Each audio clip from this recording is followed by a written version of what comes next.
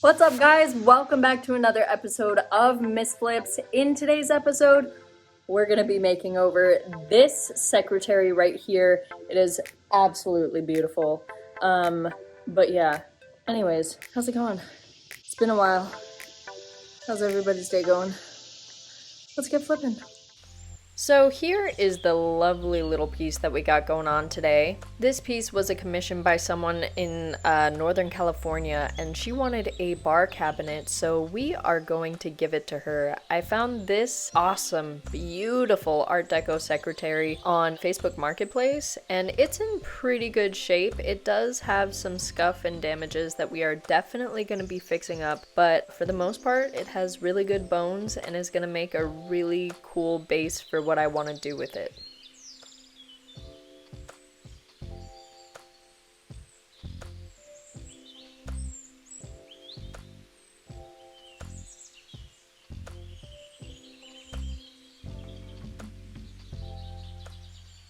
Like with any project, my first step is always to clean the piece, and this is because I have learned that when you sand or, start working on a piece, all that grime is just sitting on top of the wood or the top coat, whatever it is on the surface of your piece, and you're just going to be sanding all of that grime into the wood. So I use water and vinegar, and I find that that works really great for me.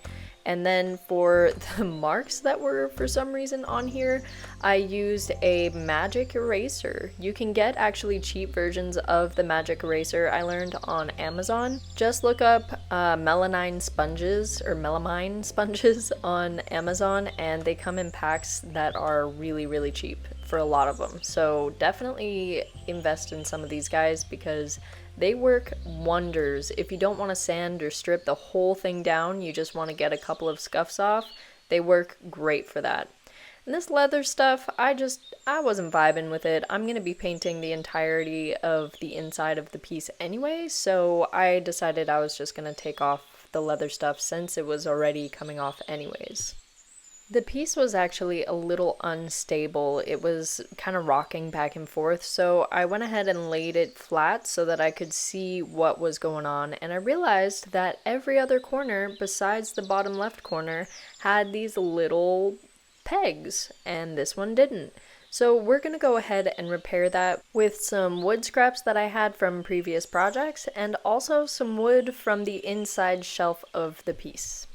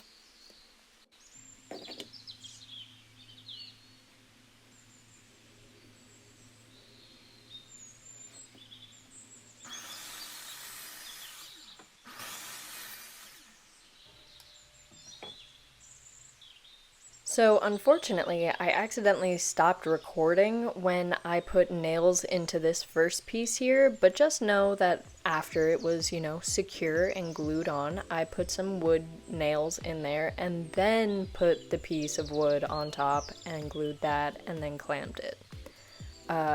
Yeah.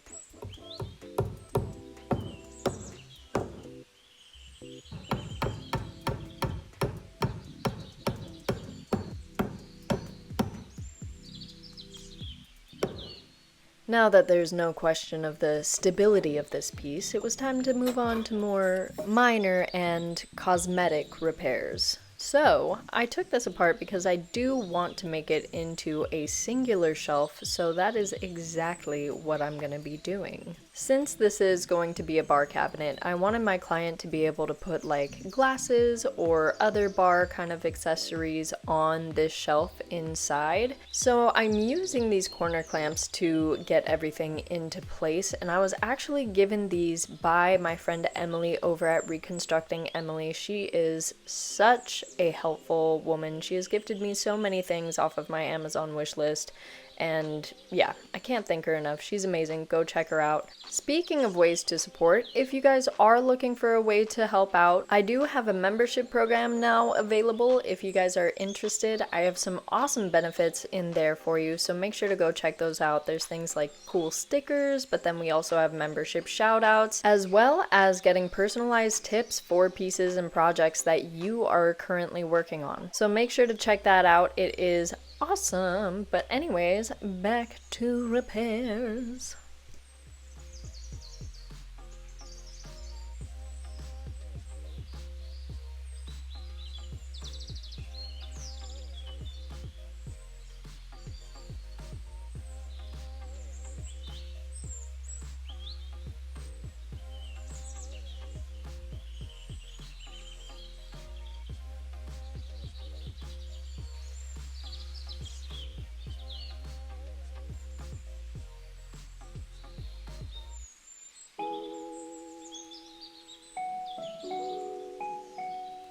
For this drawer, it was just going in a little bit too far, and especially on the right here where it didn't have one of those wedges. So we're gonna go in and give it a completely new one. So I removed the originals first, and then I put the drawer exactly where I wanted it to go. And then I reached underneath with a piece of wood that I was gonna be using for the little foot that's gonna stop the drawer from sliding so far. And I just pushed it underneath the drawer and held it in place as I took the drawer out.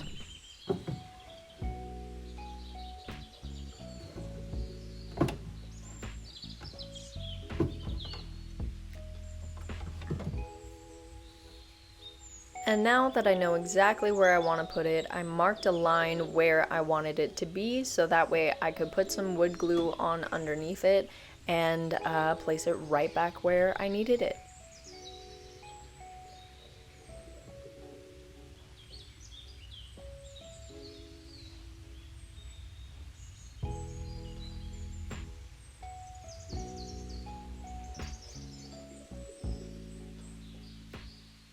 Screws and hinges on older pieces can definitely be a pain in the butt if you are going to be removing them, so I highly recommend organizing your screws exactly in the order that you took them out in. That way they go exactly into the hole that they were in and your hinges aren't going to be all finicky and weird.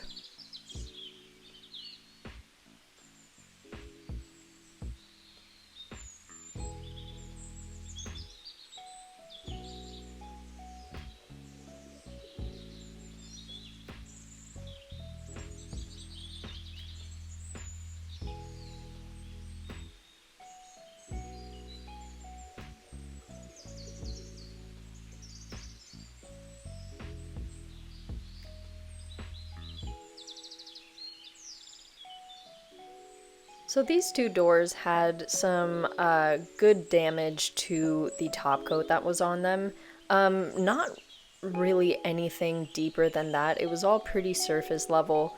So I'm just going there with some stripper, and it is Smart Strip, which is, I can't recommend it enough. It's super eco-friendly. It's probably one of the most, if not the most eco-friendly product out there for stripping.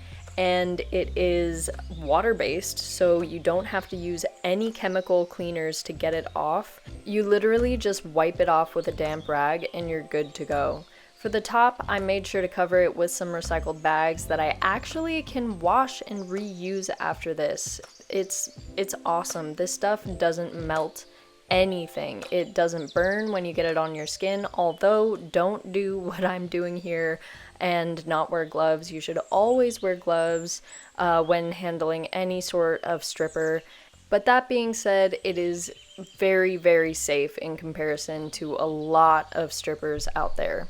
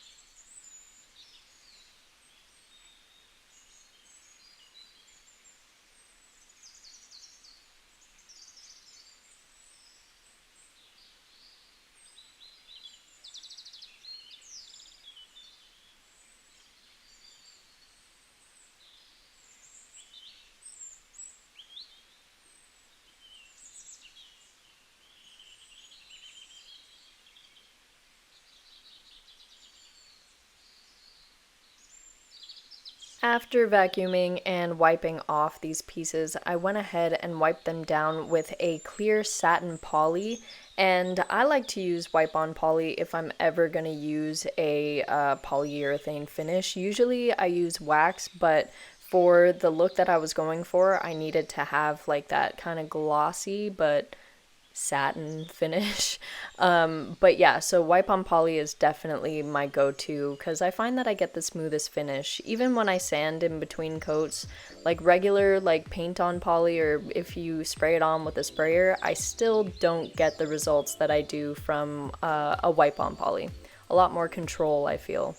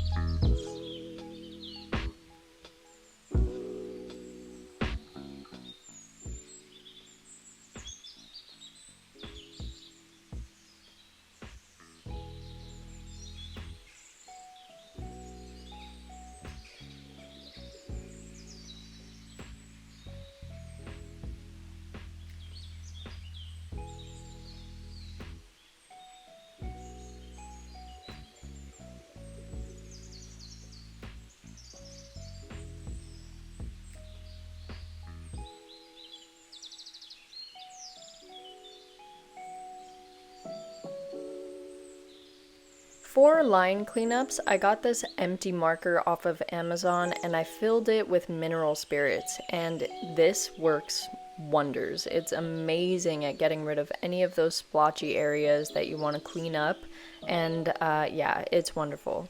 And then I went in with a detail brush and I just got all these areas because I did wipe some paint away when I was trying to get rid of that one line that I messed up on. So I just went in and cleaned up some of the areas that needed cleaning up.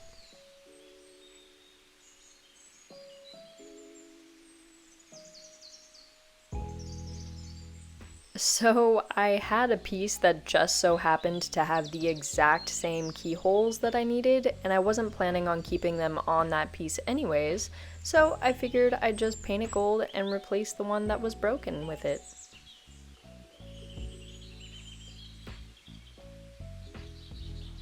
Before I show you guys the grand reveal, I just wanted to let you guys know that I am planning on painting the inside of this piece and doing some really cool Art Deco designs in here as well. However, the paint color that I wanted to use unfortunately didn't make it in time for me to do it for this video, but please make sure to go to my Instagram, TikTok, or Facebook page, linked in the description below, and I will be posting the final product on there once the paint does come in and once I get the inside all done up. Now that that's out of the way, I just want to say thank you so much for watching this video. I hope that you guys learned something and enjoyed the process. I know I did. Please make sure to like and subscribe and do all those things so that we can stay a happy flippin' family. And until next time, stay flippin'.